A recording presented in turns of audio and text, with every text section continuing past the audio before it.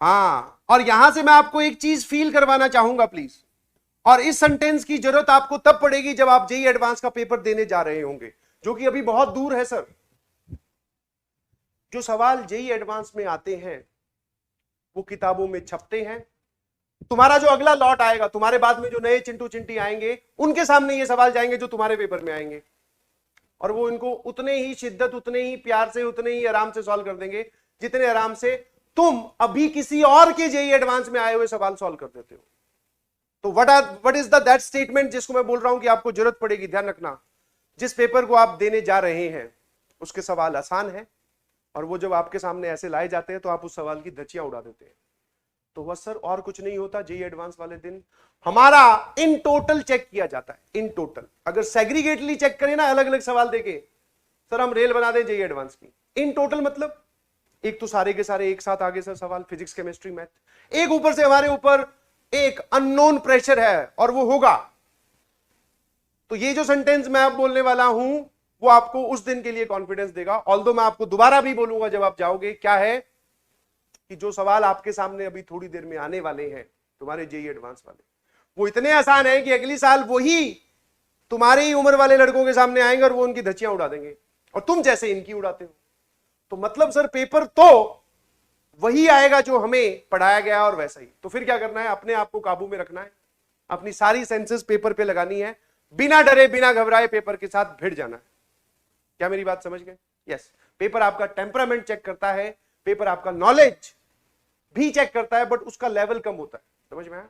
वो सब बातें कि पिताजी बाहर बैठे हैं, पापा और मम्मी सर बाहर गार्डन में इंतजार कर रहे हैं, आप 6 घंटे के लिए पेपर दे रहे हो, पानी की बोतल लिए बैठे हैं, सोच रहे हैं कि हमारा बेटा या बेटी पेपर देने अंदर गया हुआ है, आज उसका क्या होगा।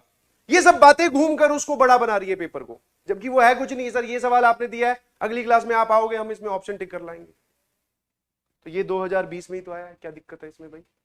ऐसी कौन सी बात यहां पे छपी हुई है जो तुम्हें नहीं पता? समझ पा रहे हो? तो कुछ और चीजें हैं जो उस पेपर को बड़ा बनाती हैं, आप बड़ा मत बनने दीजिएगा उस पेपर को। Be relax. समझ में आया कि नहीं समझ में आया ना? तो इसको ध्यान रखना please. This is your homework, please इसको करके आइएगा। पैराबोला और एलिप्स दोनों इन्वॉल्व हैं, आराम से सारी चीजें पढ़ लेना, बिल्कुल मत घबराना। ऐसा सोचना कि आप पेपर में ही बैठे हैं और आपको यह सवाल सही करना ही है। आया ना? मैं ये नहीं बोलूंगा कि एडवांस इजी है, कोई भी चीज इजी तब लगती है जब आपकी प्रिपरेशन बहुत स्ट्रांग हो, और प्रिपरेशन स्ट्रांग तब होती है जब आपकी कंसंट्रेशन, डेली हार्डवर्क, कंसिस्टेंसी बहुत स्ट्रांग हो, और वो तब बनती है जब आप अंदर से स्ट्रांग हो। और सर अंदर से स्ट्रांग कैसे होते हैं? अंदर से स्ट्रांग होने का एक ही तरीका है कि बस फाइट मारते रहो, भिड़ते रहो। समझ में आया? जिस चीज से डर लग रहा है तुम्हें पढ़ने से, एक बार करके तो देखो। सर एक बार आज कोशिश करते हैं 10 घंटे पढ़ने की, देखते हैं कि क्या ऐसा जिंदगी में कमी आती है हमारे, और 10 घंटे पढ़ के उठो तो अच्छा ना लगे तो बताना। समझ में आया? तो सारी चीजें लिंक्ड हैं, आप डायरेक्टली एंड पे पहुंचना चाह रहे हैं, ऐसा नहीं होगा जी। ठीक है, मेहनत करनी पड़ेगी। और किस एक्सट्रीम तक सर? डोंट नो, क्योंकि पॉपुलेशन इतनी बढ़ गई है कि बहुत सारे लोग हैं, और वो किस एक्सट्रीम तक जा रहे हैं आपको नहीं पता है। आप तो अपने कमरे में बैठे हो, कभी गलती से उनके कमरे में चले गए, जो उनके कमरे में रखी हुई किताबें देख के तुम्हारा मूड ऑफ हो जाएगा, डिमोटिवेट हो जाओगे। सर इतनी किताबें, हम तो नेट पे ये सर्च करते हैं कि which book is sufficient for JEE advance, यहां देख रहे हैं इसने मैथ की किताबें 10 रख रखी हैं। समझ में आया? तो एक्सट्रीम सबका अलग अलग है।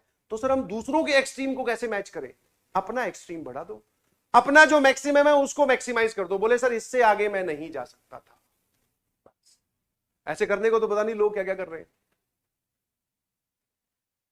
तो ये जो जंग जिसमें आप पार्टिसिपेट कर रहे हैं, ये जंग नहीं है भैया, ये एक युद्ध है।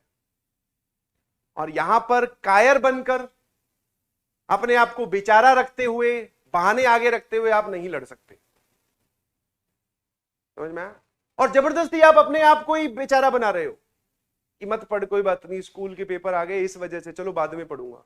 स्कूल के पेपर सबके होते हैं। कौन सा ऐसा इंसान देखा है जो 12वीं के पेपर दिए बगैर ही वहां चला गया जेईई एडवांस में या जेईई मेंस में, कॉलेज में एडमिशन मिल गया जिसको? सबके होते हैं। तो तुम क्या अलग थोड़ी हो भाई? अच्छा सर, ये बात तो सोचने वाली है ना? ठीक है।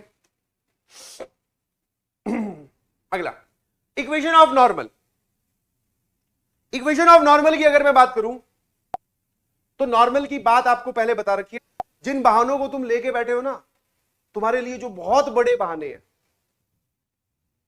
तुम्हारे लिए जो बहुत बड़े बहाने, मतलब हमारे सर सबसे बड़ा जो हमारी मुश्किल है ना, वो ये है, जो मेहनत करने वाला इंसान है ना, वो उनकी तरफ, मतलब उसके बहाने अगर मैं तुम्हें, मतलब उनके रियल जो होते हैं ना एरर्स, या एरर तो गलत हो जाएगा, उनकी जो रियल डिस्ट्रैक्शन है या फिर जो रियल उन पे प्रेशर है वो दिखाऊं, तो तुम्हें बहाने अपने आप को मजाक लगेंगे। बोले सर हम तो ये सोच रहे थे, टाइम नहीं मिलता सर, दिन में क्या करें, आपको स्ट्रेटेजी बताओ, हमें टाइम नहीं मिलता, हम तो इस बात को लेकर परेशान हैं। और जबकि उस तरफ कुछ लोग अपने परिवार का पेट भी पाल रहे हैं, काम भी कर रहे हैं, रात रात भर जग कर पढ़ाई भी कर रहे हैं, और पेपर की धचियां भी उड़ा रहे हैं। समझ में आया? ऐसा नहीं है कि हल्की फुल्की रैंक से सेलेक्ट हो रहे हैं, नहीं। बोले सर सब ये लो एक तरफ कर दिया, काम खत्म, अब बताओ अगला क्या है। सर हमारे लिए तो ये था कि टाइम कैसे निकालें, और दूसरी तो तुम्हारी उम्र के लड़के या लड़कियां,